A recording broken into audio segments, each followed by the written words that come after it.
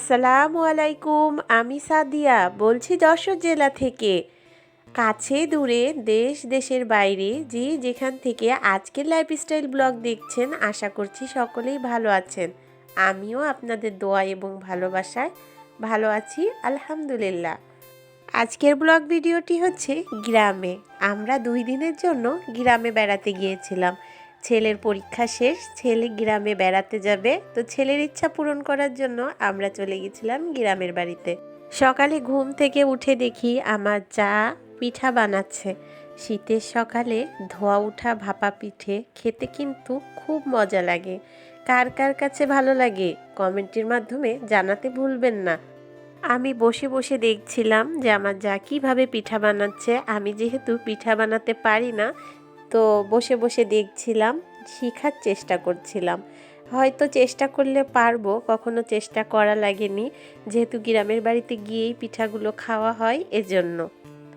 গ্রামে মাটির চুলায় রান্নাঘরগুলা কিন্তু এরকমই হয়ে থাকে, কেউ আবার কিছু মনে করবেন না।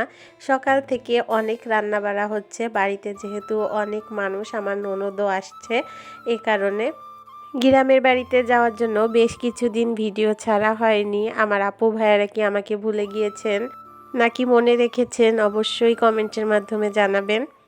আমি কিন্তু আপনাদেরকে খুব মিস করেছি। তো এই তো অনেকগুলা পিঠা বানানো হয়ে গেছে, যেহেতু মানুষ অনেক, পিঠাও অনেক বানাচ্ছিল। তো পিঠা বানানো বসে বসে দেখছিলাম আর 2 জায় মিলে গল্প করছিলাম। আমি তো ছোট, আমি কোনো কাজই করি না, বাড়িতে গেলে আমার যারাই করে। তো এখানে আমার আরেক যা ধান উড়াচ্ছিল।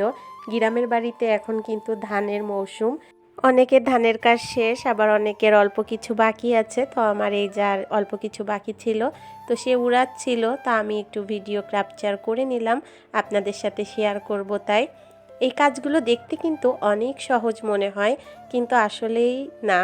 এই কাজগুলো যারা করে তারাই জানে, আমি তো এগুলো পারিও না। এখানে দাঁড়িয়ে দাঁড়িয়েও ভাবির সাথে কিছুক্ষণ গল্প করলাম, তারপরে চলে গেলাম বাহিরের দিকে। তো বাহিরের দিকে এখানে গরুর গোয়াল, তো গরুর গোয়ালের এখানে আমার ননদ আর আমার শাশুড়ি আম্মা দুজনে মিলে গরুর গোবর দিয়ে বড়ে বানাচ্ছিল, যেটা জ্বালানি কাজে ব্যবহার করা হয়। বাড়িতে যেহেতু গরু আছে, তারা এটা বানায় জ্বালানির জন্য শুকিয়ে ব্যবহার করে। অনেকেই হয়তো এটা আগে দেখেছেন, আবার অনেকে দেখেননি। যারা দেখেননি তাদের জন্য দেখিয়ে দিলাম। গ্রামের এই কাজগুলো দেখতে কিন্তু অনেক ভালো লাগে, কিন্তু করতে অনেকটাই কষ্ট। আমি তো কোনো কাজই পারি না গ্রামের। আর আমাদের গ্রামের বাড়িতে সব কিছুই পালা হয়, গরু, ছাগল, হাঁস, মুরগি। এই যে এখানে আমার যার হাঁস, এগুলা চীনা হাঁস, এখানে বাচ্চাগুলোকে আটকে রেখেছে। তারা বাড়িতে সব কিছু পেলেই খায়, মেহমান গেলে সেগুলা খাওয়ায়। তো ভালোই লাগে বাড়িতে পালা জিনিস খেতে কিন্তু। তো এখানে বাচ্চারা খেলাধুলা করতেছিল, লুডো খেলতেছিল ফোনে। তারপর চলে আসলাম দুপুরে খাওয়া দাওয়ায়। দুপুরে আজকে আমাদের জন্য পিঠা বানানো হয়েছিল আর মাংস, সাথে ভাতও ছিল, কিন্তু আমরা পিঠাই খেয়েছিলাম, যেহেতু পিঠা খাওয়ার জন্যই কিন্তু গ্রামে যাওয়া হয়েছে। শীতকালে যেহেতু পিঠা বানাতে পারি না, এই কারণে। তো এরপরে বিকালে চলে আসলাম। গ্রামে এখন কিন্তু অনেক সুন্দর সরিষা ফুল চারিদিকে। তো এই সরিষা ফুল কিন্তু আমার কাছে অনেক ভালো লাগে। তো ঘুরতে বেরিয়েছিলাম সরিষা ফুলের ক্ষেত দেখতে। তো এখানে কিছুক্ষণ ছিলাম, অনেক সুন্দর সময় কেটেছে আমাদের 2 দিন। কিছুদিন আগে মাঠে থেকে ধান কেটে সবাই নিয়ে গেছে, এখন নতুন ফসল লাগাবে বলে কুপিয়ে রাখা। আর যারা সরিষা লাগিয়েছে, এই যে সরিষা ক্ষেত, আর চারপাশে এরকম ফাঁকা। তো এখানে আমি একটু ক্যামেরার সামনে চলে এসেছি আজকে। তো সাইফি আব্বু আমাকে ভিডিও করছিল, আমি হাসতে হাসতে তো শেষ হয়ে যাচ্ছিলাম।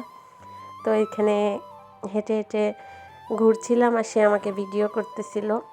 বিকালবেলা বের হয়েছিলাম, কিন্তু চারপাশে এত কুয়াশা কুয়াশা ছিল, মনে হচ্ছিল সন্ধ্যা হয়ে হয়ে আসতেছে। চারপাশটা যে এত সুন্দর লাগছিল, আকাশটা দেখতে বেশি সুন্দর লাগছিল। দেখেন, আপনাদেরকেও একটু দেখিয়ে দিলাম, খুব সুন্দর লাগছে না? এত সুন্দর পরিবেশ। আসলে টাউনের কোলাহলে থাকতে থাকতে আমরা যেন কেমন হাঁপিয়ে উঠি। মাঝে মাঝে কিন্তু গ্রামীণ এই পরিবেশগুলোতে গেলে খুব ভালো লাগে। আর সরিষা ফুলগুলো দেখতে কি সুন্দর লাগছে, ক্যামেরা থেকে সামনে আরও বেশি সুন্দর লাগছে। আল্লাহর দেওয়া নিয়ামতগুলো আসলেই কত না সুন্দর, না দেখলে বোঝা যাবে না। জানি না এখনো পর্যন্ত কোন কোন আপু এবং ভাইয়ারা আমার ভিডিওটির সাথে আছেন। যারা এ পর্যন্ত আমার সাথে আছেন তাদেরকে জানাই অসংখ্য ধন্যবাদ। আর যদি ভিডিও শুরুতে একটি লাইক ভুলে যান, একটি লাইক দিয়ে ভিডিওটি কন্টিনিউ করার অনুরোধ রইল। আজকে যদি প্রথম আমার চ্যানেলটি ভিজিট করে থাকেন, চাইলে ভিডিও দেখতে দেখতে যদি ভালো লেগে যায়, যদি মনে হয় আমার বন্ধু হয়ে আমার সাথে থাকা যায়, আমার চ্যানেলটি সাবস্ক্রাইব করে আমার সাথেই থেকে যেতে পারেন আমার ছোট্ট পরিবারের সদস্য হয়ে। পাশে থাকা বেল বাটনটি ক্লিক করে রাখবেন, এতে করে আমি ভিডিও ছাড়ার সাথে সাথে আপনার কাছে নোটিফিকেশন চলে যাবে। আপনি আপনার সময় এবং সুযোগ মতো ভিডিওটি দেখে নিতে পারবেন। শস্য ক্ষেত দেখা শেষ, এখন আসছিলাম খেজুর গাছে রসের ভার ঝুলিয়েছে কিনা দেখতে, কারণ রস পাড়ার ভিডিও করার অনেক ইচ্ছা ছিল, কিন্তু হলো না। এবার গ্রামে রসের পরিমাণ খুবই কম দেখলাম।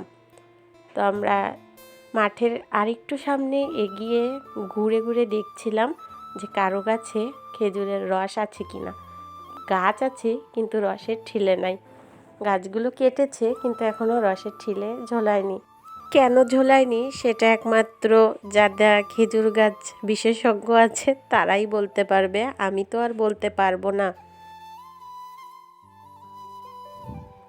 আজকের মতো এখান থেকেই বিদায় নিচ্ছি। ভালো থাকবেন, সুস্থ থাকবেন। দেখা হবে নতুন কোনো ভিডিওতে। সে পর্যন্ত সাইব ডেলি ব্লগের সাথেই থাকবেন। আল্লাহ হাফেজ, আসসালামু আলাইকুম।